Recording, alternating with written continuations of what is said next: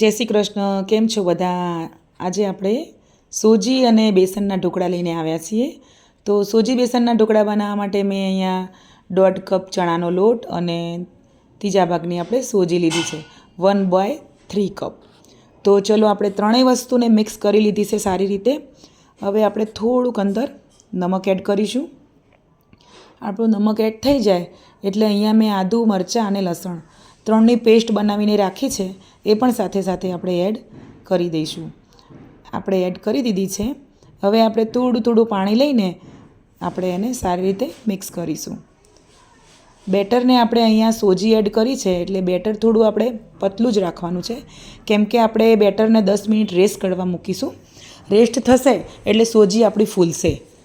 એટલે આપણે પહેલેથી જ એ રીતનું કરવાનું છે કે પાણીનું સ્ટ્રક્ચર થોડું રાખવાનું છે આપણે વધારે.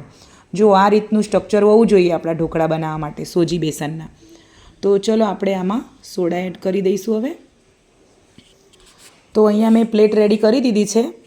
તો ચલ અડધી ચમચી આપણે સોડા એડ કરવાનો છે. આટલી ચમચી આપણે સોડા એડ કરીશું. હવે આપણે આ સોડાને બધું સારી રીતે મિક્સ થઈ જાય એ રીતે આપણે ફેરવીશું.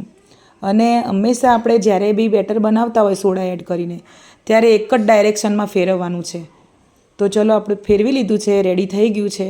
તો હવે આપણે એને પ્લેટમાં ઢાળી દઈશું.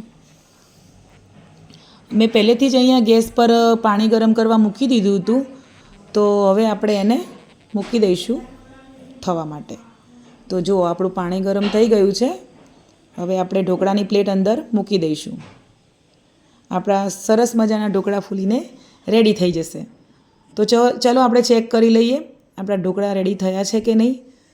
તો ઢોકળા રેડી થયા છે ચેક કરવા માટે આપણે એક ચપ્પુ લઈશું અને આપણે એડ કરીશું અંદર. જો ચપ્પુ આપણું બગડે તો આપણા ઢોકળા હજી પાકવાની જરૂર છે. તો જો અમારું ચપ્પુ એકદમ ક્લીન આવ્યું છે તો મારે ઢોકળા રેડી થઈ ગયા છે. મેં અહીંયા વઘાર પહેલેથી રેડી કરી રાખ્યો હતો અને ઢોકળા ઉપર સ્પ્રેડ કરી દીધો છે. તો ઢોકળા મારા રેડી થઈ ગયા છે. તો આવા જે ઢોકળા જો ઘરે સારા બનતા હોય તો આપણે બહારથી શું કામ લાવીએ એમ. ક્યારેક આપણે કોઈ જરૂર પડી હોય ને સમય ના હોય તો લાવીએ તો ચાલે. પણ આટલા સરસ ઢોકળા તમે જોઈ શકો છો કેટલા સરસ બન્યા છે, એકદમ સ્પંજી અને પોચા. તો કેવા લાગ્યા તમને મારા આ ઢોકળા? તમે પણ એકવાર જરૂર બનાવજો. તો આવા નવા વિડીયો જોવા મારા ચેનલને લાઇક અને સબસ્ક્રાઈબ કરજો. જય શ્રી કૃષ્ણ.